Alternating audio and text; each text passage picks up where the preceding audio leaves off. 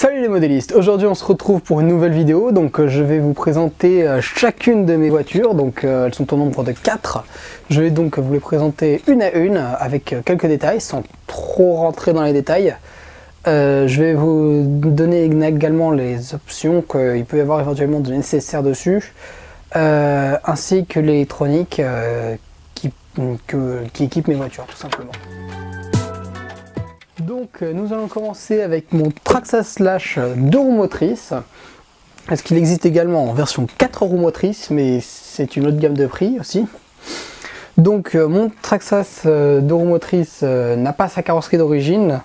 Sa carrosserie d'origine est très usagée, donc j'ai donc changé pour une carrosserie beaucoup plus moderne, récente, même si le châssis est très récent aussi. Mais j'ai dû changer, l'autre a été très usagé, vous pourrez l'apercevoir dans d'autres vidéos que j'ai fait, donc surtout dans les vidéos démo. Donc je peux vous la montrer, je l'ai juste ici. Hop, là voilà. La carrosserie d'origine qui équipait mon Traxxas, le petit logo LuxRC. Donc cette carrosserie est très usagée, comme on peut voir, elle a bien vécu, elle a au moins 2-3 ans. Donc j'ai changé pour la Proline, qui est nettement plus solide. Je dis pas qu'il faut la changer immédiatement, je dis juste qu'au bout d'un temps, les carrosseries en Lexan sont très fragiles. C'est pour ça d'ailleurs que j'ai changé au bout de 2-3 ans. Une fois que ma Traxxas a bien vécu, j'ai changé pour cette Proline là, que j'ai dû peindre moi-même, comme vous pouvez le voir. Et là c'est les fixations que j'ai mis dessus. Donc on va rentrer dans la présentation du châssis. Donc le Traxxas Slash 2 roues motrices existe en version pré-roulée.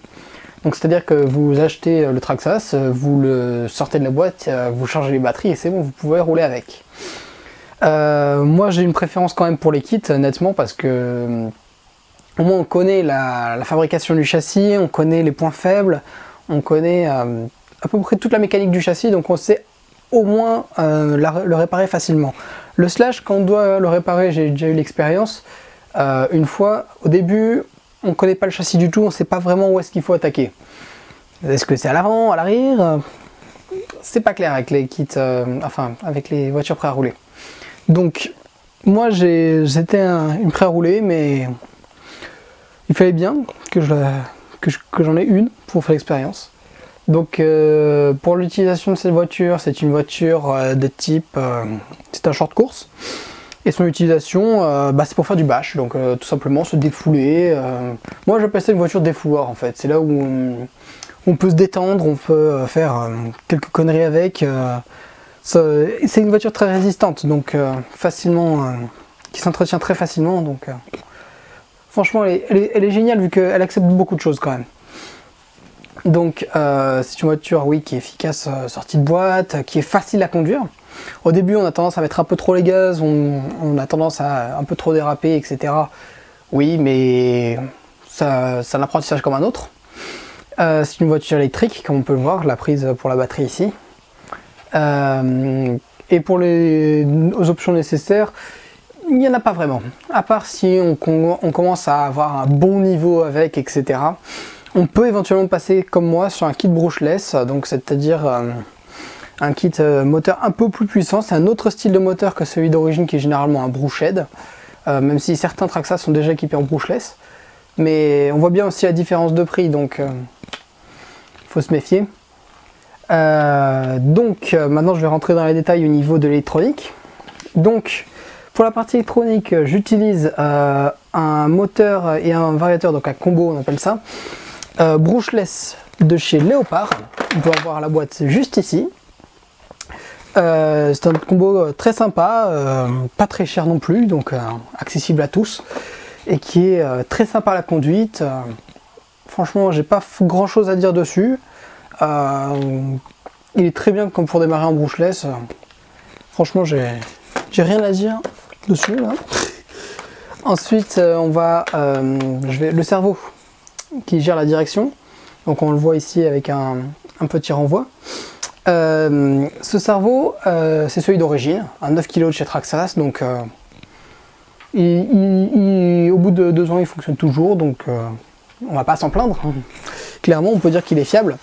Et puis après, au niveau de la radio, donc c'est pas la radio d'origine que j'utilise, c'est la radio Futaba 3PV, donc une radio très sympathique à l'utilisation, très précise, qui a pas mal de paramètres qu'on peut régler.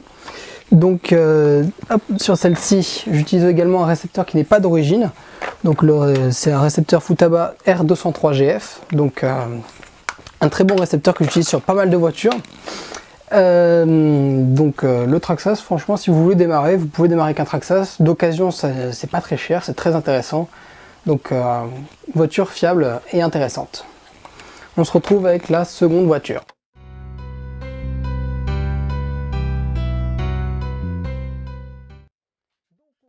Avec cette seconde voiture, le G-Metsobac 4LS, donc avec une carrosserie Defender 90. Ce n'est pas celle d'origine, encore une fois. La carrosserie d'origine est une Jeep Willys. Bon, la carrosserie a été foirée, on voit bien la lumière. Voilà ce qui se passe quand on ne peint pas sa carrosserie avec la peinture Lexan. Donc, ce G-Metsobac 4LS, il n'y a pas grand chose d'origine, même si je peux vous donner pas l'info vu je l'ai eu d'origine avant qu'il devienne comme ça. Donc ce G-Metsobac 4LS est un kit, ou alors où là il existe en version ARTR, donc c'est-à-dire il est monté mais il n'y a pas l'électronique, donc il faut monter l'électronique dessus. Il faut avoir quelques connaissances en électronique, mais c'est possible. Il existe aussi en version RTR aussi. Maintenant, vu que je crois que ça fait 6 mois maintenant qu'il est en version pré-roulé. Donc, ceux qui sont amateurs du pré-roulé, foncez. Donc, c'est une utilisation de franchissement. Donc, franchissement, c'est-à-dire qu'on peut prendre, qui franchit des obstacles à vitesse assez lente. Donc, vous pouvez voir là qu'il a un très grand débattement de suspension. J'ai beaucoup travaillé dessus. Et celui-ci, c'est le débattement de suspension d'origine. Je n'ai pas modifié la suspension. C'est un gros point positif de ce châssis. C'est que la suspension d'origine est très performante. On peut régler la dureté des ressorts, ce qui nous permet de nous adapter en fonction des carrosseries, enfin de plein de choses. Donc, il est très facile à conduire vu qu'il est lent. Logiquement, c'est une voiture de franchissement, c'est lent. Voilà. À part si c'est une boîte de vitesse, mais là, il n'en a pas. Donc il est très intéressant à la conduite. Après, la partie plus compliquée, c'est le franchissement, parce qu'il y a certains passages qui sont compliqués. Donc là, il faut quand même un peu d'entraînement, pas mal d'heures à le conduire. D'origine, je peux vous dire que je l'ai eu, il était vachement performant. J'en avais eu un autre avant, j'étais assez déçu. J'ai eu celui-là, je me suis dit, waouh! Il est fixé au sol, j'ai eu du mal à le retourner ou à le faire galérer dans certains franchissements. Donc il est vachement intéressant sur ce point-là. Donc c'est une électrique. Donc là, hop, on peut le voir, c'est une voiture électrique. Je n'ai aucune thermique, il faut le savoir. La thermique c'est bruyant, ça consomme, enfin... C'est pas terrible. Moi je suis pas fan du tout du thermique, il faut le savoir. Donc ce châssis, là je le mets comme ça pour qu'on puisse facilement accéder à l'électronique. C'est niveau électronique, maintenant on va rentrer dans les détails, donc justement. Donc pour la partie électronique, dessus j'utilise un servo qu'on peut voir sur le pont avant. Voilà. C'est un servo Protronic 8832 TG-D. C'est un servo qui fait 14 kg de puissance, parce qu'il faut beaucoup de puissance pour déplacer ces engins au niveau de la direction. Parce que celui-ci est équipé de jantes lourdes, donc qui permet d'augmenter l'adhérence, et de pneus beaucoup plus mous, donc beaucoup plus compliqué aussi à faire tourner. Mais avec un servo puissant, on voit quasiment plus la différence entre l'origine et maintenant. J'ai choisi des pneus différents, donc ceux-là c'est hors d'électronique, mais tant que j'y pense. Donc c'est des jantes de chez Snake Race, qui ne sont pas d'origine non plus, qui collaient avec le design du Defender. Ensuite, les pneus c'est des pneus de chez RCKWD Genius Tire, donc des pneus très mous, on peut le voir, qui prennent la forme du terrain, qui sont très performants. J'ai eu l'occasion de les tester en rassemblement. C'est très impressionnant. Bon, revenons sur l'électronique. Je me perds. Le variateur est un Traxxas XL5. C'était l'ancien variateur de mon Traxxas Slash. Donc il est très bien aussi en franchissement. J'avais été étonné d'avoir un variateur aussi intéressant au niveau franchissement. J'ai eu ensuite au niveau du moteur, c'est un Axial, donc une autre marque du franchissement en modélisme. C'est un 35 tours, parce que 55 tours, il y a trop de couple et pas assez de vitesse pour certains franchissements. Pour d'autres, sinon si c'était un 21 tours par exemple, ce serait trop rapide, mais il n'y aurait pas assez de couple pour le déplacer, enfin c'est compliqué. Et pour la radio, et bah surprise, c'est aussi la Futaba. J'utilise cette radio pour les 4 voitures. Ce qui me permet d'économiser pas mal de sous. Donc c'est un gros investissement au début, mais après on a juste à acheter le récepteur et plus on a plus besoin d'acheter la radio complète. Donc encore une fois sur cette voiture, j'utilise le R203 GF. Il est très bien comme récepteur. Le seul défaut c'est qu'il n'est pas étanche, comme le 3/4 des récepteurs. Donc je l'ai mis dans une petite poche plastique avec un collier isolant et ça permet de le rendre étanche. Il n'y a que les câbles qui passent. Oui, tout l'électronique de celui-ci est étanche. C'est un très grand avantage pour les passages dans l'eau ou dans la boue, ce qui me permet d'éviter les casses d'électronique. Sur celui-ci, il y a pas mal de détails qui sont très intéressants. J'ai dû passer la batterie à l'avant du véhicule, alors qu'à l'avant, avant ils étaient à l'arrière. Pourquoi j'ai fait ça? C'est très simple, le centre de gravité doit être le plus possible à l'avant pour éviter de se retourner en montée. Et oui, il y a aussi un lien avec le centre de gravité. Il est partout ce centre de gravité. Très bon châssis, très intéressant. Et accessible à tous d'origine, sans trop de modifications comme j'ai fait. Donc je vous propose de passer avec la troisième voiture.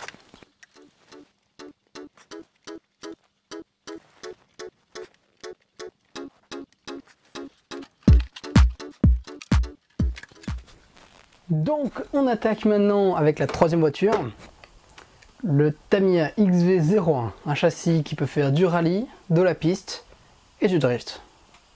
Polyvalent, non?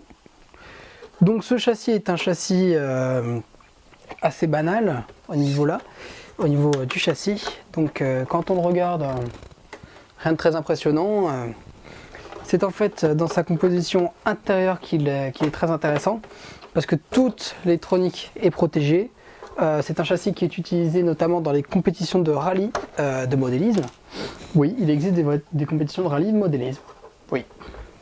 C'est très impressionnant à regarder, j'ai déjà regardé, c'est très joli à voir, très intéressant aussi, vu que les trajectoires sont très travaillées. C'est des mecs qui passent des heures à s'entraîner. Donc c'est pas la carrosserie d'origine, c'est une carrosserie que j'appellerais qu'on appelle ça runner. Donc c'est une carrosserie qu'on utilise pour faire à peu près tout, pour s'entraîner. Mon autre carrosserie officielle, ce sera un Subaru XV. Il sera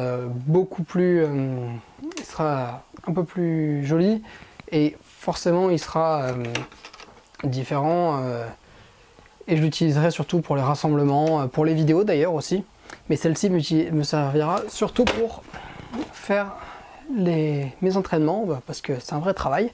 C'est une BMW M3 pour ceux qui l'ont pas reconnu forcément, pas évident avec cette peinture. Donc le voilà, ce fameux châssis. On peut remarquer que le moteur est à l'avant, ce qui fait que le train avant est collé à la route. C'est ça qui est intéressant pour la direction. Il y a une direction très vive, il a une accélération fulgurante et un différentiel pas forcément trop bloqué, pas forcément pas assez bloqué. Enfin, il est assez fluide comme châssis, je dirais. Il est très intéressant. Donc le variateur, le récepteur sont cachés ici. L'interrupteur est ici, le cerveau est ici. Donc je vais vous donner quelques détails dessus. Et la batterie, ce qui est intéressant, c'est qu'on n'a pas besoin de démonter la carrosserie comparé à d'autres châssis. Là on peut y accéder directement par 2 vis sous le châssis. Donc c'est un châssis pas forcément facile à conduire au début, parce qu'il est très vif, il répond très vite. Surtout que j'utilise aussi la Futaba dessus, avec un récepteur R202GF, donc sa version 2 voies. J'utilise que 2 voies sur les 3, mais c'est la même norme, donc ça fait le même travail. Donc c'est un kit, je n'ai pas trouvé en version pré-roulée, donc il faut prendre ses mains et le monter avec un tournevis, des pinces et quelques clés, et puis voilà, ça se monte facilement, très simple. Je crois que je l'ai monté en une demi-journée, 3/4 de journée, quoi, donc c'est vraiment très simple. Donc sur ce châssis, beaucoup de choses à dire. Il est très efficace d'origine. Les options, pour moi, il n'y a pas forcément besoin d'options. Il est déjà très bien d'origine, il est génial comme châssis en fait. Il est génial comme châssis, il n'y a pas grand chose à dire. Au niveau des défauts, il n'y a pas forcément besoin d'options. C'est une électrique. Je vois pas de moteur thermique. C'est un gros bloc, hein, un bloc thermique. Hein. C'est quand même assez gros. Donc sur l'électronique, on part sur un moteur 540 Matabushi. Donc un moteur simple. Mais les pignons qui sont derrière fait qu'il est très rapide. Pour le variateur, c'est un TEU 101BK de chez Tamiya, donc un variateur Tamiya comme le châssis. Pour le récepteur, je vous l'ai dit tout à l'heure, c'est un R202GF avec la Futaba 3PV. Et pour le cerveau, c'est un cerveau Acoms, donc un bon cerveau de bonne marque. Donc ce châssis, il n'est pas forcément pour apprendre. Non, franchement, pour apprendre, c'est pas l'idéal, il est trop vif. Ou alors c'est peut-être moi qui l'ai mal paramétré, mais pour moi, je pense qu'il est un peu vif pour démarrer. Il y a beaucoup trop de réglages, il y a log de carrossage, log Lackerman, enfin, je rentre trop dans les détails là, mais il y a beaucoup trop de réglages à faire sur ce châssis pour débuter. Ou alors ça vous prendrait des plombes pour trouver le bon réglage, comme j'ai eu l'occasion de tester avec d'autres châssis. Donc je vous propose de partir sur le 4e et dernier châssis, et là, c'est une petite surprise.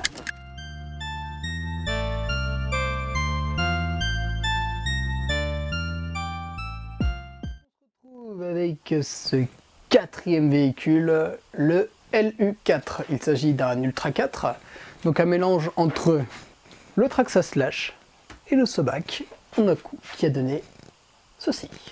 C'est une construction maison, donc c'est un kit avec des pièces que j'ai trouvées sur internet et je les ai assemblées, je me suis débrouillé, j'ai fabriqué quelques pièces, par exemple cette platine ou bien ces liens. Je vous ferai peut-être un tuto comment faire ces liens. Ça peut peut-être en intéresser certains. Donc après,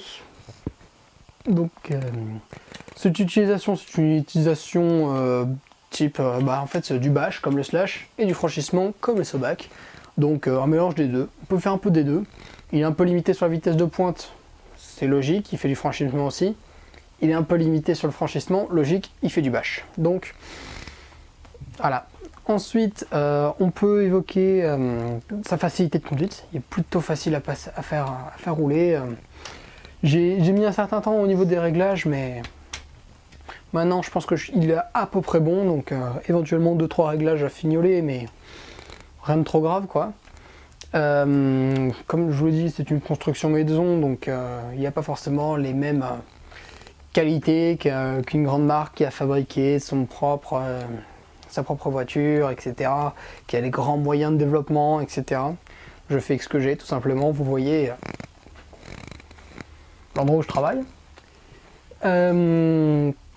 Donc, c'est une voiture électrique, pas de moteur thermique, je vous l'ai dit. Donc, je vais vous parler de quelques pièces, tiens, pourquoi pas. Je vous mettrai peut-être les liens dans la description de certaines pièces si ça vous intéresse. Peut-être que je ferai une fiche et peut-être, je sais pas moi, peut-être que j'en construirai un deuxième, peut-être un troisième, peut-être que je ferai une petite production du 4 comme ça. Et je ferai peut-être une vidéo dans ces cas-là avec un autre 4 dans ces cas-là. Mais pas de suite parce que j'ai plein d'autres vidéos à faire. C'est peut-être une idée, mais à voir. Donc pour l'électronique, le cerveau que vous pouvez voir juste ici. C'est un cerveau Spring RC, donc une marque chinoise, très efficace, pas très cher. Bon, moi j'en suis content pour le prix auquel je l'ai eu, plutôt sympa. Après, le variateur, c'est un variateur de chez Hobbywing, c'est le 1080. Hop, vous pouvez le voir là. Après, vous avez le moteur ici. C'est un Peak Panzer. Donc il s'agit d'un moteur qui, à la base, je crois que c'est un moteur de piste, si je dis pas de bêtises. Donc, je connais pas le nombre de tours, donc je pourrais pas vous donner plus de détails que ça sur ce moteur. Ce moteur que j'avais en stock, je me suis dit bon, je vais tester, et puis ça a marché, donc franchement, on n'a pas à se plaindre, hein. Si ça marche, ça marche. Et puis après, la radio, bah, je vous l'ai dit tout à l'heure, la Futaba 3 PV, avec un R203 GF comme récepteur. Donc, il est sympa la conduite, franchement, j'en suis content. Donc, si cette vidéo vous a plu, je vous invite à vous abonner, à mettre un petit commentaire, peut-être un petit pouce bleu. Et je vous dis à la prochaine fois. Même si je vais sortir une vidéo très rapidement avec un petit test que j'ai fait. Je vous dis pas plus, à part que ça va concerner cette U4 et ses bouteilles. Je vous dis pas plus. Allez, salut les modélistes.